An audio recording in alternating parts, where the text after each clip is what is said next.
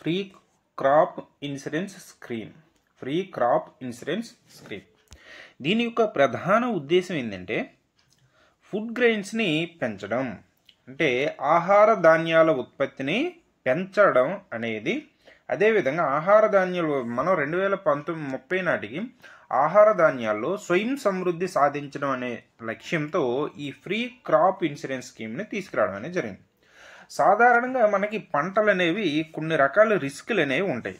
అది మనకి climate changes కావచ్చు, ఎక్స్ట్రీమ్ వెదర్స్ కావచ్చు, డ్రాట్ కావచ్చు, ఫ్లడ్డింగ్ కావచ్చు, అదేవిధంగా ఇతర సహజ న్యాచురల్ కెలామిటీస్ కావచ్చు.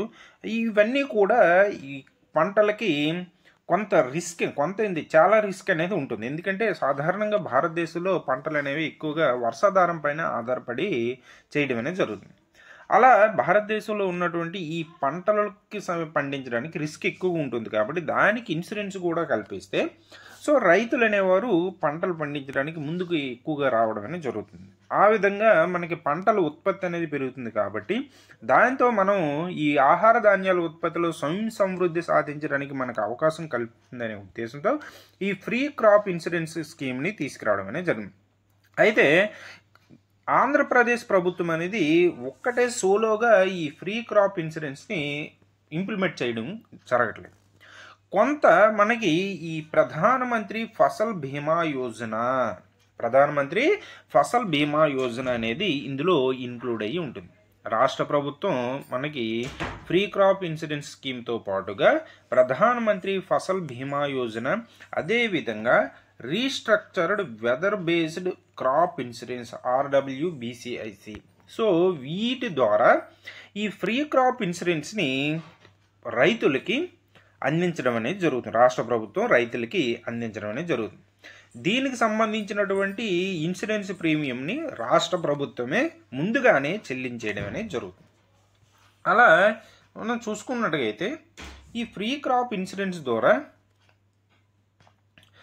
రైతులకు ఉండేటటువంటి ఈ రిస్క్ని తగ్గించడం అనేది, అదేవిధంగా స్టేట్ హ్యాజ్ ఇంట్రడ్యూస్డ్ యూనివర్సల్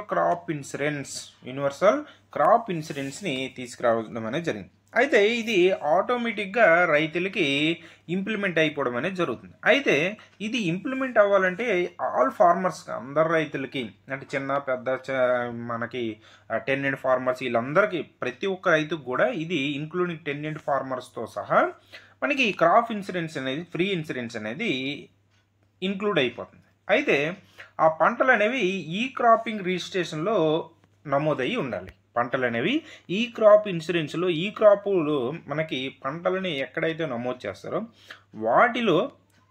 వాటి ద్వారా ఈ ఫ్రీ క్రాప్ ఇన్సూరెన్స్ అనేది ఆటోమేటిక్గా అప్లై అయిపోవడం, అందులో రిజిస్టర్ అయిన ప్రతి పంటకి ఈ ఫ్రీ క్రాప్ ఇన్సూరెన్స్ అనేది ఇంప్లిమెంట్ అయిపోవడం అనేది జరుగుతుంది.